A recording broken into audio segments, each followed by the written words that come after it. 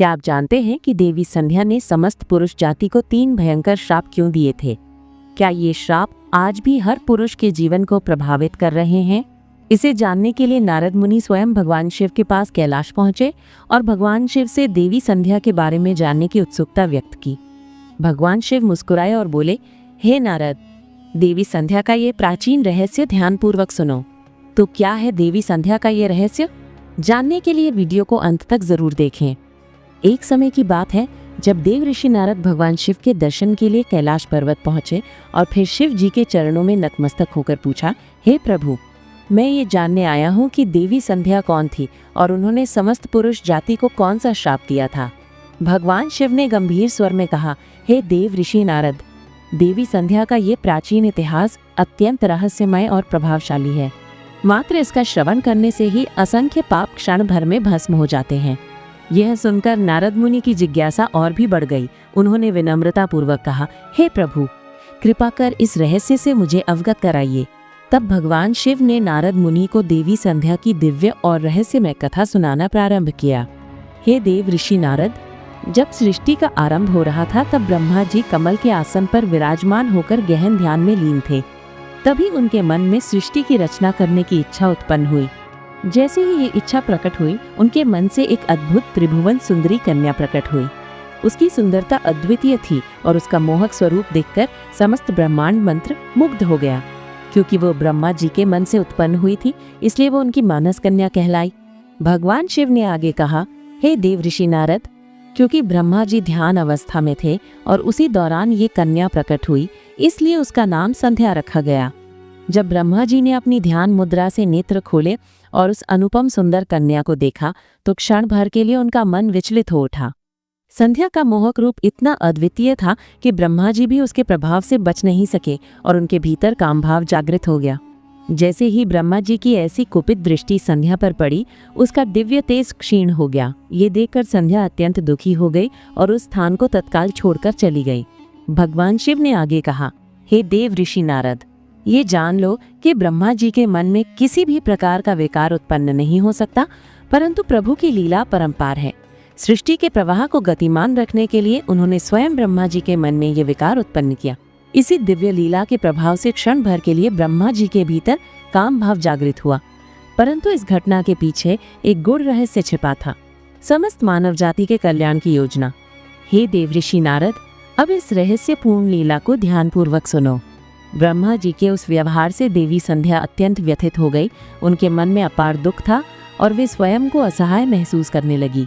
इस पीड़ा से मुक्ति पाने के लिए वे चंद्रभाग पर्वत पर तपस्या करने के लिए चली गई, लेकिन वहां पहुंचने के बाद एक नई चिंता उनके मन को सताने लगी।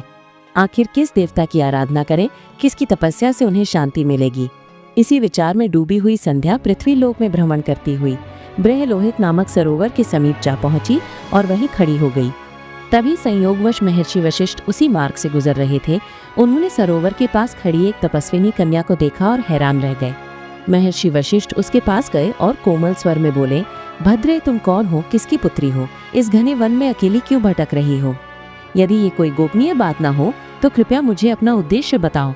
तब देवी संध्या ने महर्षि वशिष्ठ को अपनी पूरी व्यथा सुनाई और विनम्र स्वर में कहा, हे मुनिवर, मैं इस पर्वत पर तपस्या करने के उद्देश्य से आई हूँ।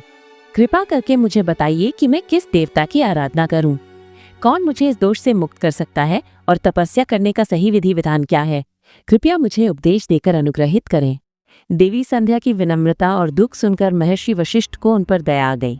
वे बोले, हे देवी, तुम्हें भगवान नारायण की आराधना करनी चाहिए।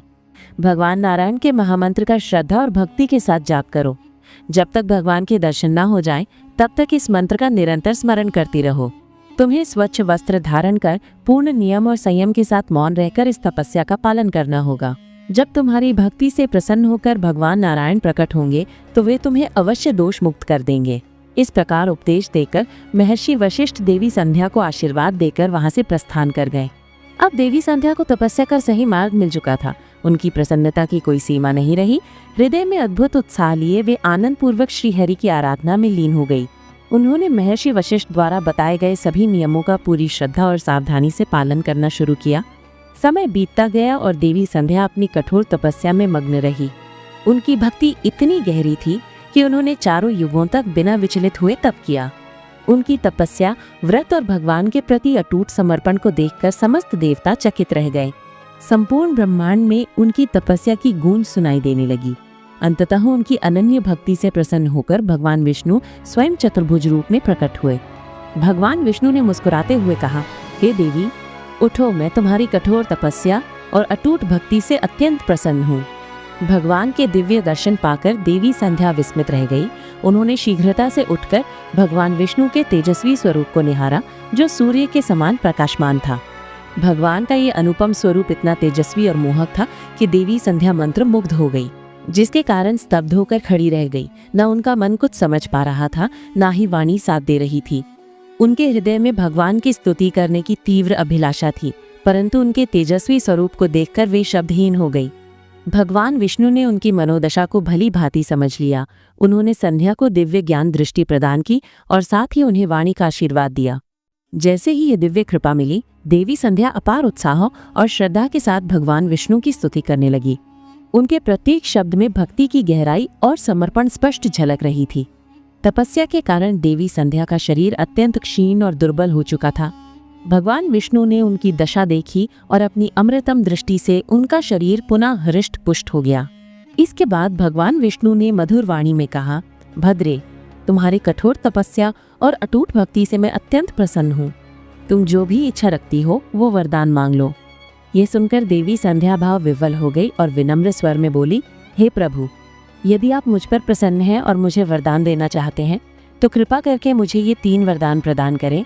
प्रथम वर ये कि संसार के समस्त प्राणियों के मन में जन्म लेते ही काम का विकार उत्पन्न न हो। द्वितीय वर ये कि मेरा पतिव्रत धर्म सदा अटूट बना रहे और कभी खंडित न हो। तृतीय वरदान मुझे ये दीजिए कि मेरे मन में अपने पति के अतिरिक्त किसी अन्य पुरुष के प्रति कभी भी आसक्ति न उत्पन्न हो। देवी संध्या ने आगे कहा, हे प्रभु, मैं एक और वरदान चाहती हूँ। जो भी पुरुष मेरी ओर काम भाव से देखे वो तुरंत ही नपुंसक हो जाए। भगवान विष्णु मंद मुस्कान के साथ बोले, हे कल्याणी, तुमने संसार के कल्याण हेतु अत्यंत उत्तम वरदान मांगा है, इसलिए मैं आज से एक अटल मर्यादा स्थापित करता हूँ। आज से कोई भी प्राणी जन्म लेते ही काम वासना से युक्त नहीं होगा। मनुष्य के जीवन की 4 अवस्थाएं होंगी, बाल्य, कौमार्य, यौवन और जरा। इनमें केवल कौमार्य अवस्था के अंत में ही काम भाव उत्पन्न होगा। तुम्हारे तप और सतीत्व की महिमा तीनों लोकों में गूंजेगी। तुम्हारे पति के अतिरिक्त यदि कोई अन्य पुरुष तुम्हें काम भाव से देखेगा तो वो तत्काल नपुंसक हो जाएगा। भगवान विष्णु ने आगे कहा, हे देवी संध्या, तुम्हारे पति अत्यंत भाग्यशाली, तपस्वी और दिव्य गुणों से युक्त होंगे। वे न केवल सुंदर और तेजस्वी होंगे बल्कि तुम्हारे साथ 7 कल्पों तक जीवन यापन करेंगे। तुमने जो भी वरदान मांगे मैंने वे सभी प्रदान कर दिए। अब मैं तुम्हारे मन की बात कहता हूँ।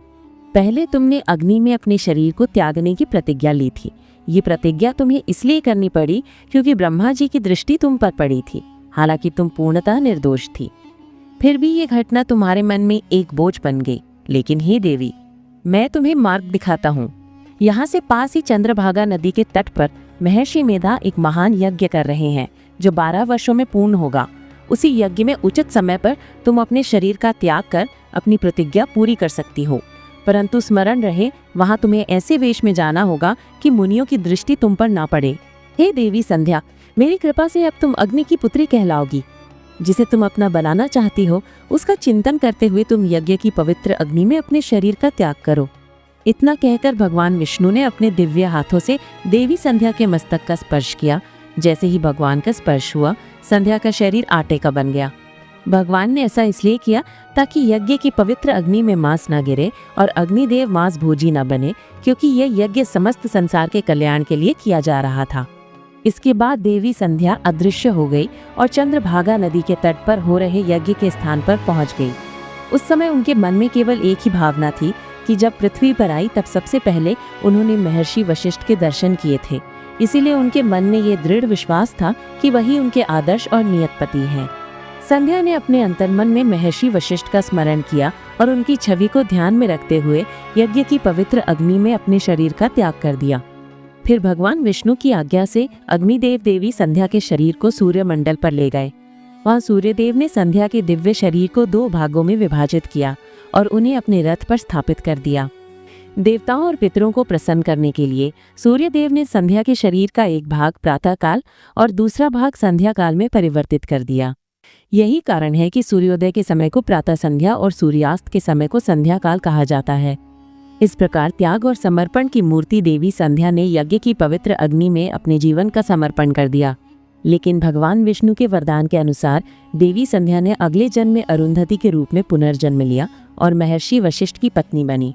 भगवान शिव ने मुस्कुराते हुए कहा, हे देव ऋषि नारद, इस प्रकार देवी संध्या के तप और त्याग के कारण ही संसार में जन्म लेने वाला प्रत्येक प्राणी प्रारंभ में काम वासना से रहित होता है। जब तक वो कौमार्य अवस्था तक नहीं पहुंचता, तब तक उसके मन में किसी भी प्रकार की काम भावना उत्पन्न नहीं होती। ये सृष्टि की एक दिव्य व्यवस्था है जो संध्या के कठोर तप और भगवान विष्णु के वरदान से स्थापित हुई है। इसके बाद भगवान शिव ने कहा, हे देव ऋषि नारद, मैंने तुम्हें देवी संध्या के जीवन का संपूर्ण चरित्र सुना दिया।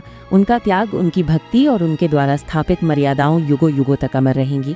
देव ऋषि नारद ने श्रद्धा से भगवान शिव को प्रणाम किया और भाव विहल होकर बोले, हे प्रभु, आपने मुझे देवी संध्या की इस पावन कथा को सुनाकर मुझ पर महान उपकार किया है। उनके चरित्र को सुनकर मैं कृतार्थ हो गया। बोले, हर हर महादेव।